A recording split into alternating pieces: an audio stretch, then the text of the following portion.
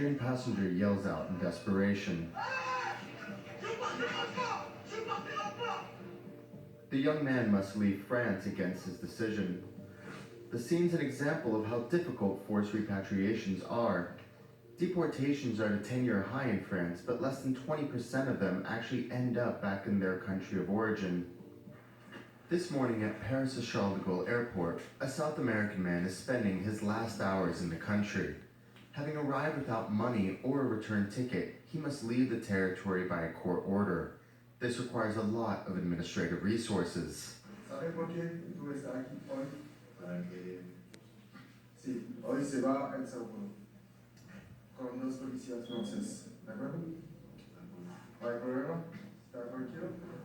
In this room, people from Mali, Tunisia, and Afghanistan are waiting to be sent home.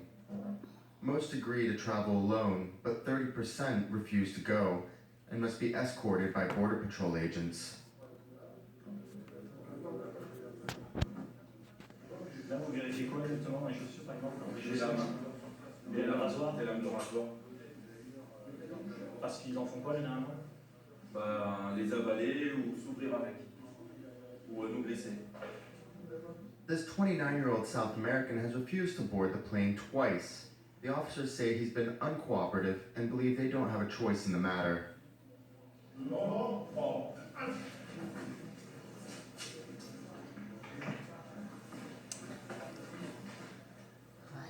His arms and legs are restrained to avoid any chance of resistance, self-harm, or attempt to hurt the officers or other passengers.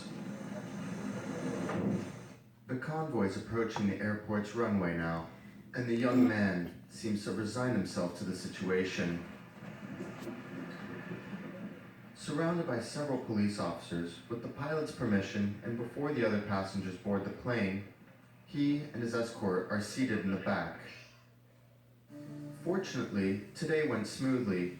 This deportation policy, however, has a cost. The government spends 14,000 euros per deportee. In 2018, France spent more than 468 million euros to deport over 33,000 individuals.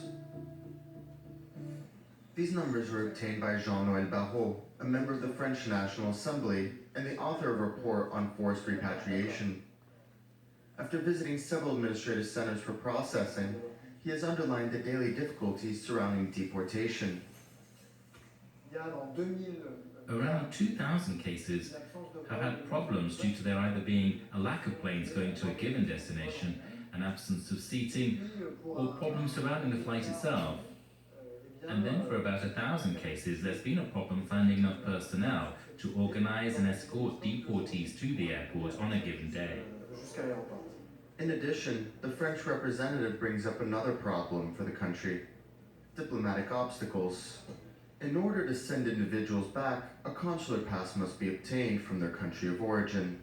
Every month, French law enforcement requests several consulates to sign hundreds of these passes as to repatriate individuals.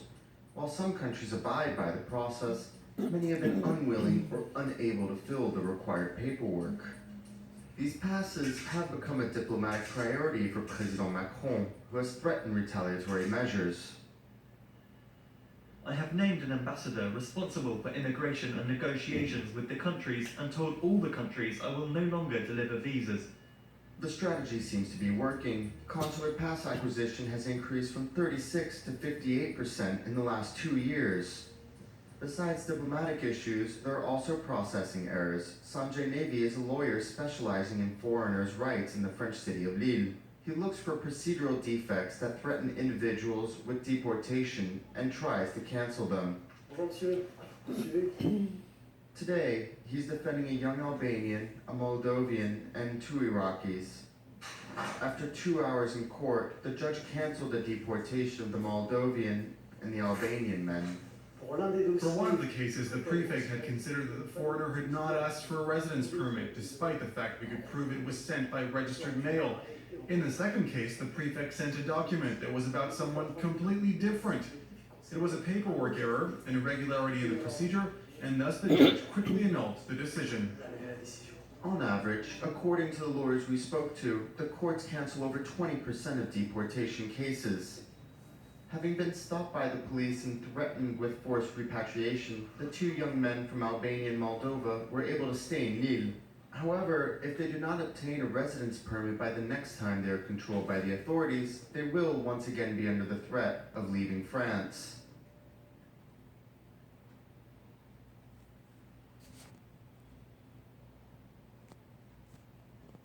And time now for Focus, which today comes from Sweden, a country that once flew the flag for open-door migrant policy. But the Scandinavian nation has now done a dramatic U-turn, introducing border controls and tighter legislation to build one of the most restrictive asylum policies in Europe. Our team of reporters have been to find out what caused such a turnaround and what it means for the latest arrival of refugees. We are at the Malmo station in the south of Sweden, one of the country's main entry points. A large open door that slammed shut suddenly last November. Over the course of a few months, thousands of people entered the country every day along these rails.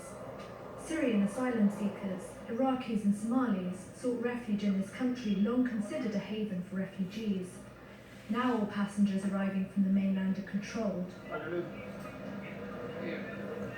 I'm from Boston. Sweden has a tradition of always helping people in need, and we want to carry on with that tradition. But I think the politics also see a different Europe today than before.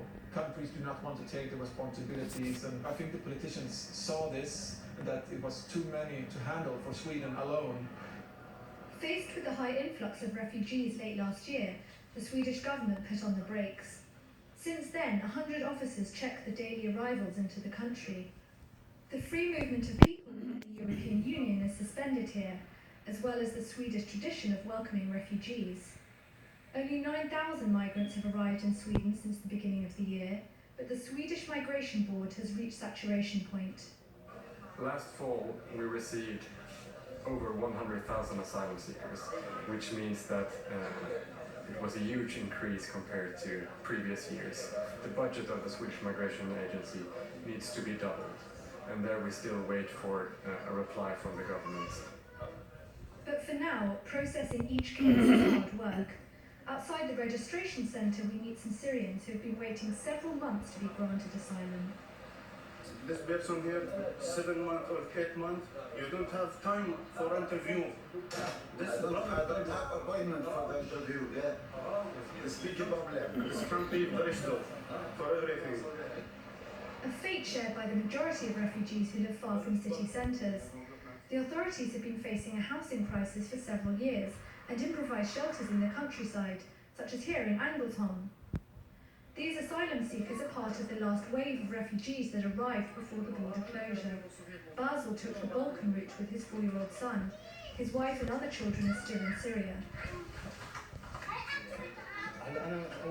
I'm planning to get the rest of my family to reunite us. This is the first thing I want to do. Several volunteers work with refugees here. Lena is one of them. She's struggling to accept the decisions made by the government.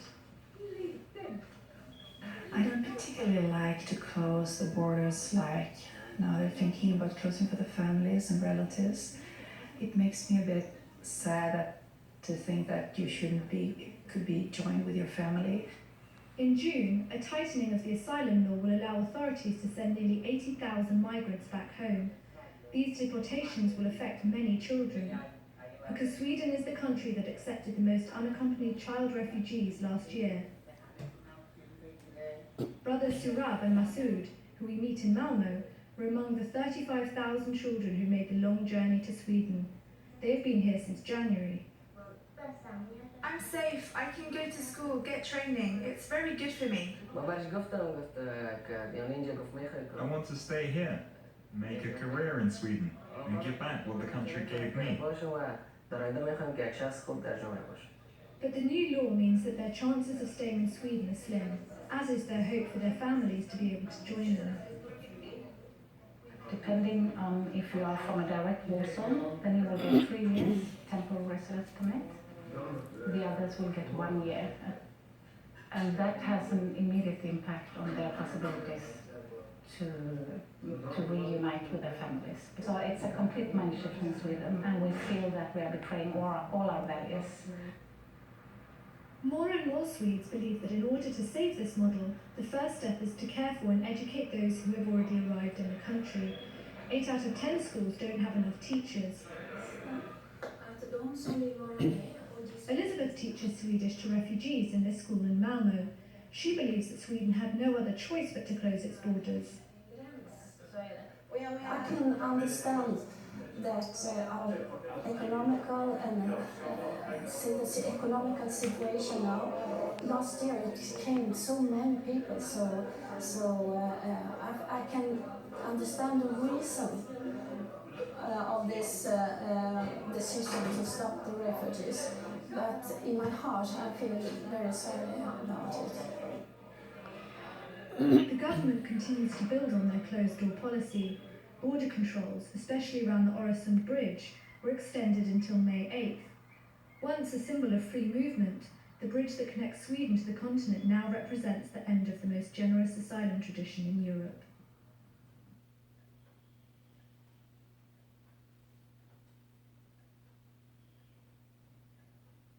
But first, as Europe continues to struggle with the refugee crisis, Denmark's government is claiming success in reducing the number of people claiming asylum there, and says other countries want to copy its methods.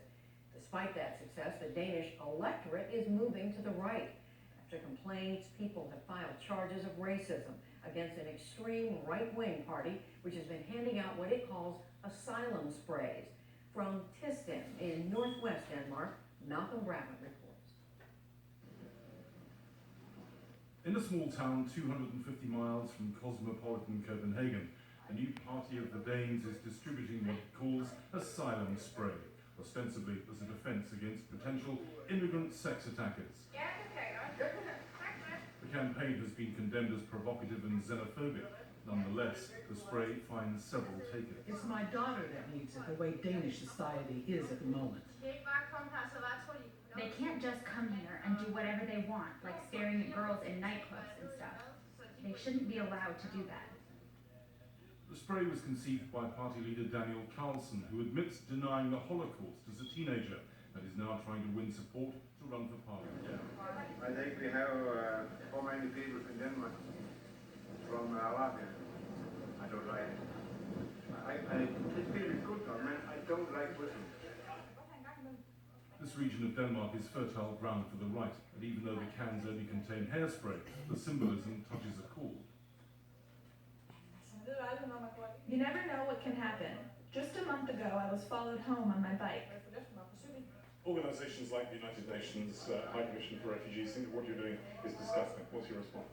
They are working and promoting an invasion to Europe. An invasion that by time will replace the indigenous Europeans here with people from the non-Western world. I think that is disgusting. And what their politics are resulting in, we see that in Europe every day now. We see rapes like the incidents in Cologne. We have seen terror attacks in Brussels, in Paris, in Copenhagen, and that's only the last year. In an increasingly hostile atmosphere, Syrian musician Nur Amora has found acceptance. We met Amora just over a year ago as the Danish government slashed welfare benefits for refugees in an attempt to make the country less attractive. I make this concept to know the people, to know the artist, the musician, to make something with them, to work. Yes, I don't know, don't come to them to sleep.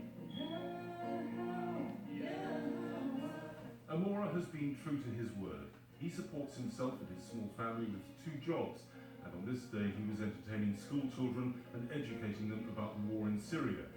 Music has opened doors that are closed to other refugees. I tell my friends that now is not good to come to Denmark because of the government. But if you do come, you will find that the Danish people are really nice.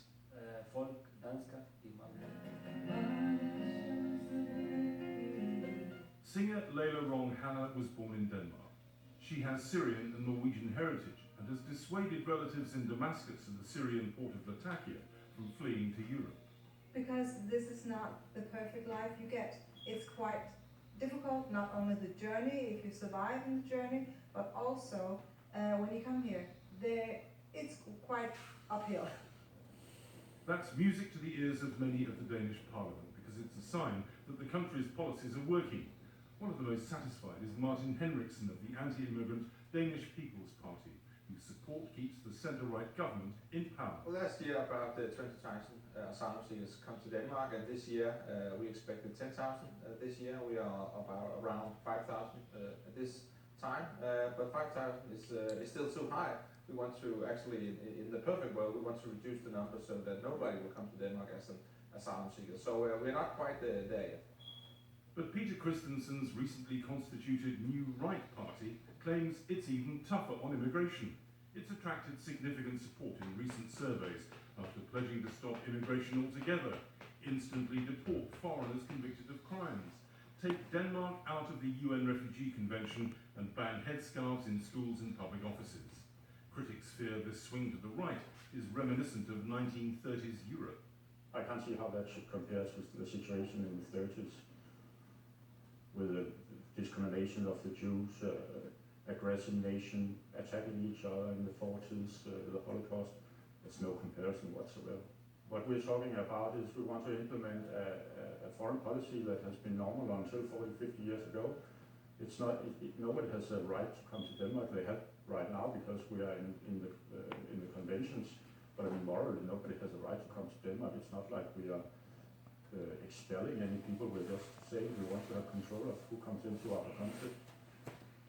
Denmark's deterrence of asylum seekers has enabled it to close 17 refugee centres, including this one in a former psychiatric hospital. The policies worry not only people fleeing violence in the Middle East. Chen Man is concerned about the time it's taking to process her asylum application. She spent 7 years in jail in China for belonging to Falun Gong, the outlawed spiritual movement. I feel like worried because I feel like unstable for my security. I need a kind of protection from the nation. But if I cannot have, the risk of myself is going back to China and facing the imprisonment again. Chen Man believes Denmark's hostility towards asylum seekers is a sign of weakness. Yeah, this is not a way to resolve the problem. And it's also a kind of a way to show the fear inside. Because if you are strong enough, you can handle that without building up the war, but a bridge. So what's the source of Denmark's right turn? Is it from the population or political ideology? Niels Holtug is the Director of Migration Studies at Copenhagen University. I think to some extent politicians have probably been responding to what are real worries amongst Danes, but they've also been driving those worries. So especially the Danish People's Party, but also some of the new parties that are coming up now.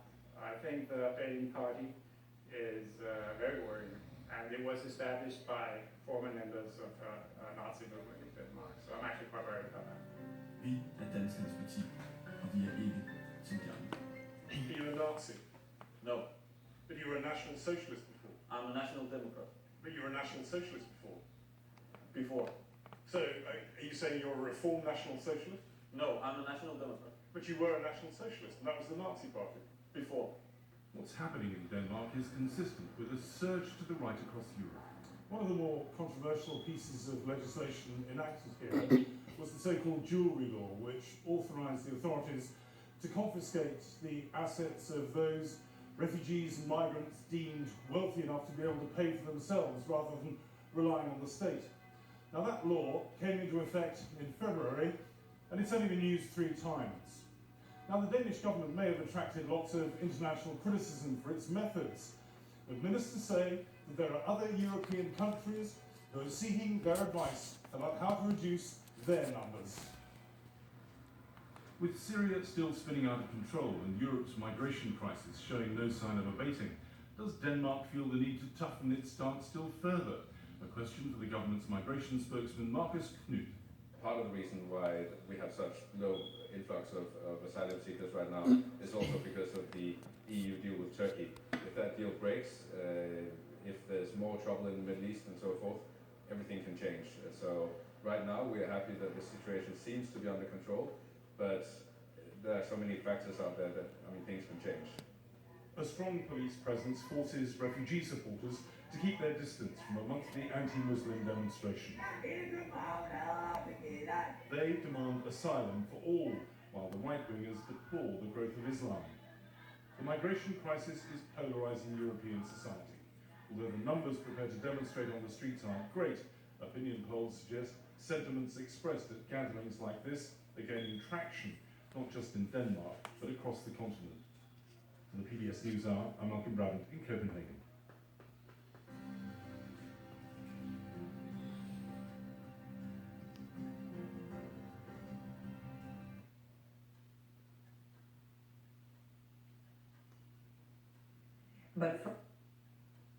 As we reported earlier, German Chancellor Angela Merkel announced a deal to form a new coalition government.